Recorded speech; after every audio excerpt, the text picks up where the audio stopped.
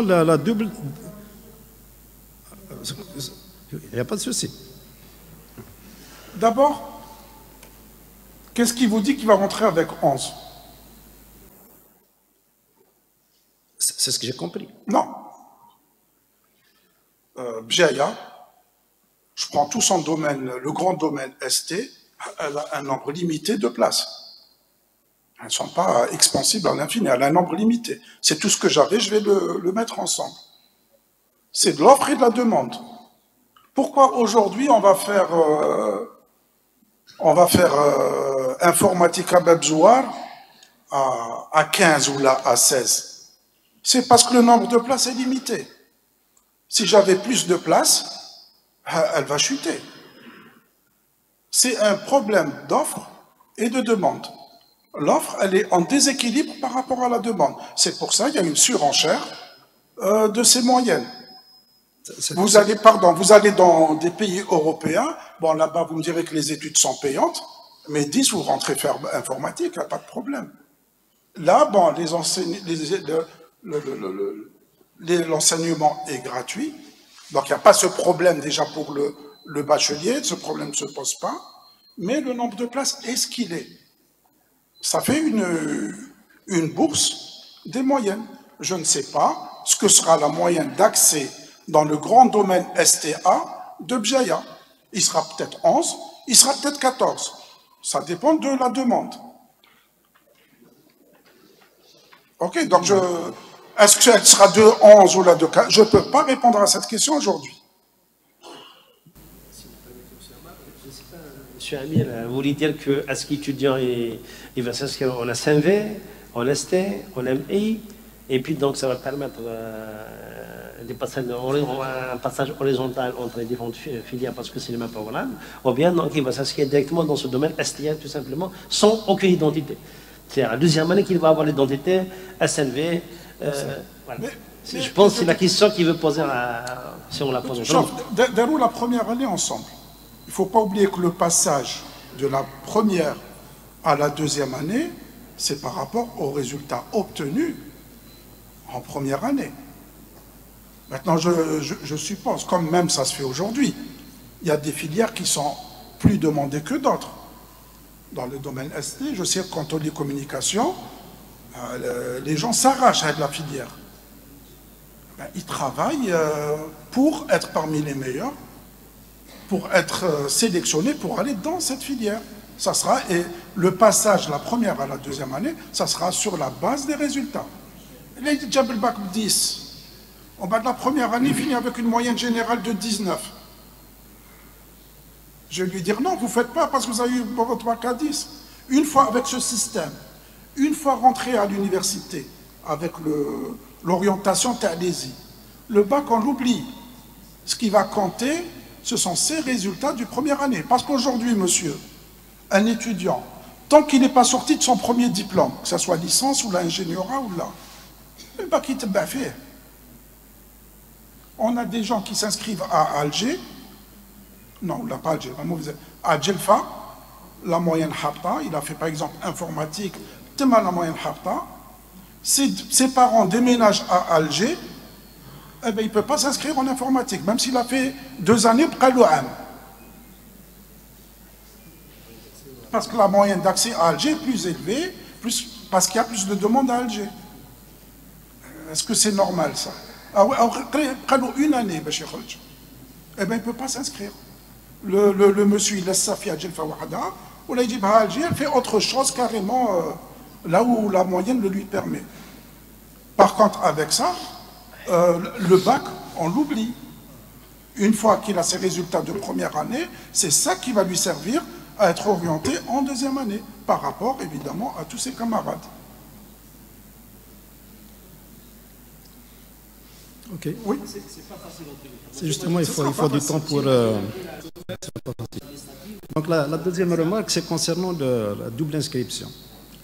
C'est-à-dire, je ne sais pas comment on a pensé à ça, on connaît tous le niveau des étudiants. Ce n'est pas pour dire que c'est un niveau médiocre, mais parfois ils peinent à obtenir le premier diplôme. Je me demande comment ils pourront gérer, c'est-à-dire une double inscription simultanée pour avoir 2 diplômes différents. Peut-être la meilleure option, c'est de déverrouiller l'histoire de 5 années. Je pense que c'est la meilleure option, Mais l'idée d'une double inscription dès le départ, c'est... Et d'après votre présentation, j'ai compris qu'il y a une deuxième option, c'est qu'à partir de la première année, on peut lui permettre, donc s'il n'y a pas, je l'ai lu quelque part, s'il n'y a pas un conseil de discipline, s'il n'y a pas de retard, on peut lui permettre une double...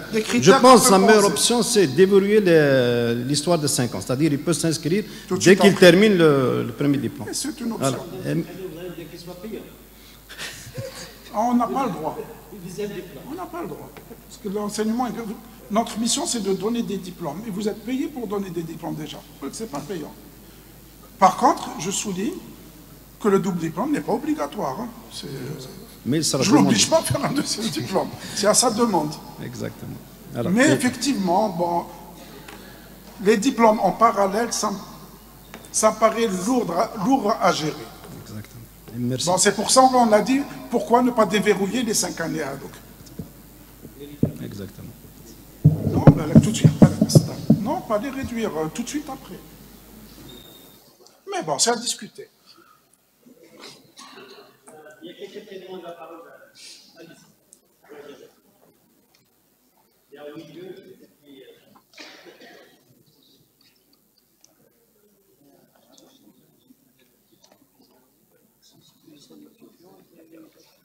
Alors bonjour, c'est Zouril du département des sciences commerciales. Je dois d'entrée vous dire que je vais parler à partir de mon champ des sciences sociales et humaines d'une façon générale. Ensuite, tout ce que je vais vous balancer, ça a été discuté avec mes collègues des sciences commerciales, donc ça fait un peu une synthèse, et donc je parle au nom de notre chef de département. C'est pour mon intervention beaucoup plus des suggestions, questions. Il me paraît que ce que vous nous avez présenté est d'une importance capitale et je vous remercie pour le projet. Et votre présentation, pour moi en tout cas, a été d'une très grande importance, au point d'ailleurs que vous me voyez ici très incité à intervenir. Je pense que, et c'est là c'est l'élément de base de mon intervention, qu'il faut, pour reprendre une idée de Mitterrand, il est urgent d'attendre. Ces réformes sont urgentes, mais en même temps, nous devons faire en sorte que ça ne sera pas un échec une autre fois.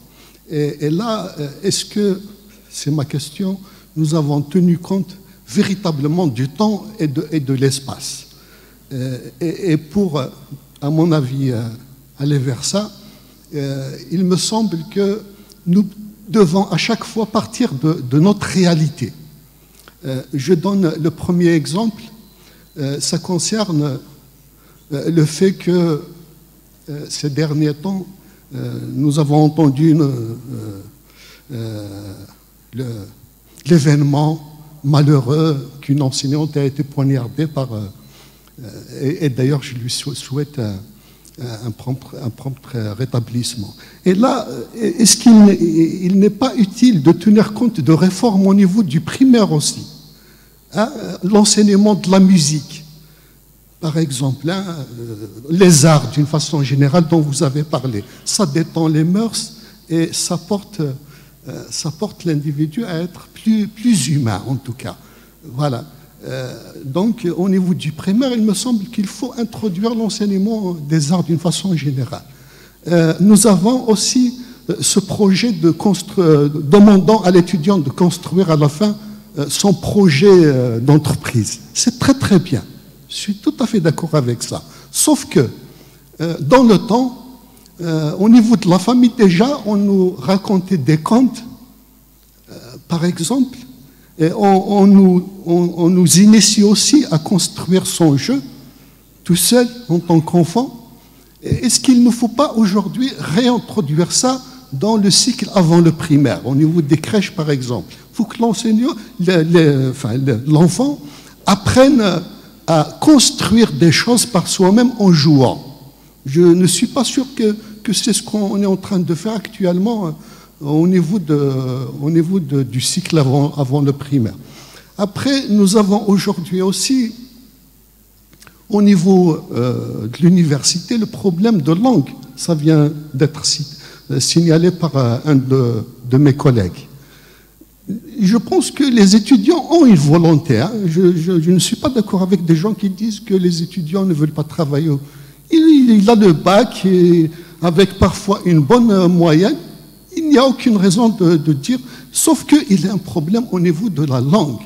Et on sait bien que la science, c'est un langage. Si vous n'avez pas la maîtrise de son langage, vous aurez des difficultés Donc, pourquoi ne pas, au niveau du primaire, encore une fois, introduire l'enseignement jusqu'à 4 langues, sachant que les capacités, c'est